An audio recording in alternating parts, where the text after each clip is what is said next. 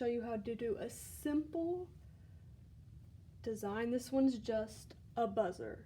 So the first thing you always need is your battery. You're gonna connect it. There we go. Connect it like that.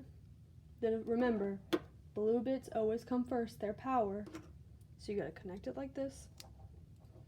And then you see that it's on by the red light, or you can turn it off when the red light comes off. Let's just keep it off for right now. Then we're going to add the button, the pink bit. And if you can tell, they have X's. That's how you know that's where they connect.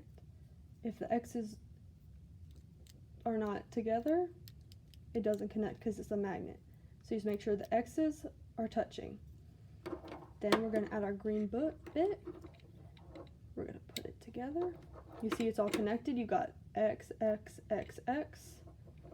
Then you got to turn your power on. And you see? You hear that? Yep. Our circuit works.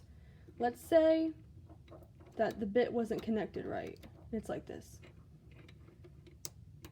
See how the buzzer's not working? That's because the circuit is broken. Just like in the light bulb example, this would mean the switch is off, so the circuit is broken. Let's just put it back together so we can make sure it's all it's a complete circuit now. Let's make sure it works again.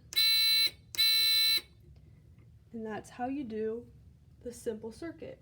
And of course, you guys are gonna have many more that you can choose from in this booklet. They all tell you exactly step by step what to do. This one's the buzzer one. I wanted to do an easy one for you. And that's about it.